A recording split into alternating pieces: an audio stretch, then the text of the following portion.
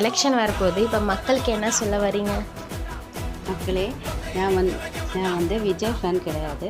Actually நான் வந்து Surya fan. நான் எதுக்கு டிவிகேக்கு ஓட்டு போடணும்னு சொல்கிறேன், நெக்ஸ்ட்டு ஜென்ரேஷன் நல்லா இருக்கணும், அவங்களும் ஃப்யூச்சர் நல்லா இருக்கணும்னு நினச்சி தான் ஓட்டு போடுறது.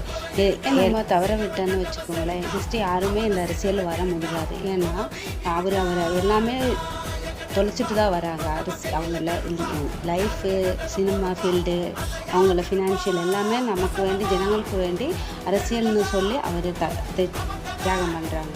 ஸோ நம்ம அவருக்கு இப்போ ஓட்டு போடலான்னு வச்சுக்கோங்களேன், இதுக்கப்புறம் யாருமே வராது. ஏன்னா நம்ம மக்கள் வந்து இது மாதிரி ஏமாற்றுவோன்னு நினச்சி யாரும் ஒரு அரசியல் வராங்க. அதுக்கப்புறம் இந்த டிஎம்கே, இந்த 2 கட்சியும் மாறி மாறி தான் இந்த தமிழகம் வச்சுட்டு இருக்காங்க.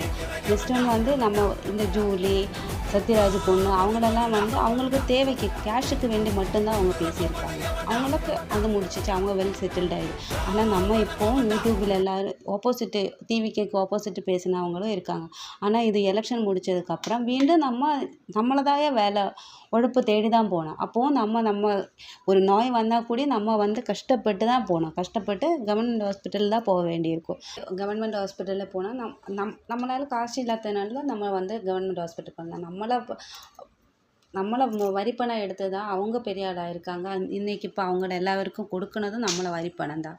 அந்த வரிப்பணத்தில் அவர் பெரிய பெரிய ஹாஸ்பிட்டல் எல்லாம் போகும்போது இப்போவும் நம்ம வந்து கவர்மெண்ட் ஹாஸ்பிட்டல் அடிமத்தத்தில் தான் இருக்கணும்.